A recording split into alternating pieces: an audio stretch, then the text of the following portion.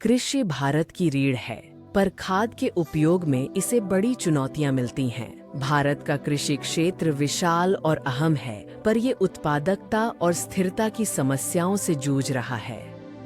आजकल खाद का उपयोग अक्सर पुराने और गैर वैज्ञानिक तरीकों पर निर्भर है, जिससे बर्बादी होती है। मुख्य समस्या खादों का असंतुलन और अत्यधिक उपयोग है, जो सब्सिडी और मिट्टी की जानकारी की कमी के कारण है।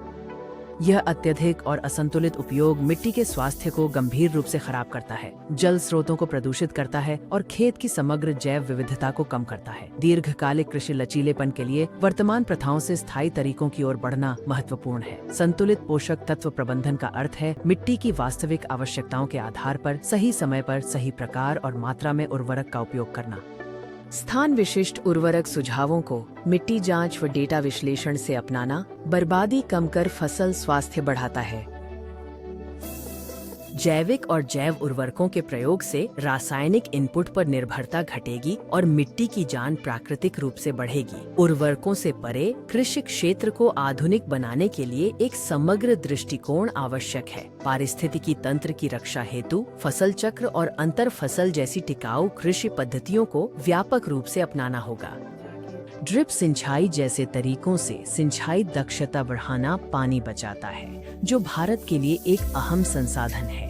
डेटा के लिए ड्रोन और सेंसर जैसी आधुनिक तकनीक खेती में बेजोड़ सटीकता प्रदान करती है।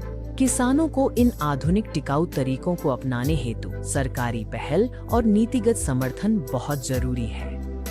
ये सुधार भारतीय कृषि के लिए कई लाभों और एक उज्जवल भविष्य का वादा करते हैं। किसानों को अधिक उपज, कम लागत और अंततः बढ़ी हुई आय और उत्पादकता से लाभ होगा। पर्यावरणीय दृष्टिकोण से सुधारों से मिट्टी स्वस्थ, पानी स्वच्छ और कृषि प्रणाली टिकाऊ बनती है। भारत में कृषि सुधारों का समय अब आ गया है। आइए मिलकर अपने खाद्य भविष्य को सुरक्षित करें।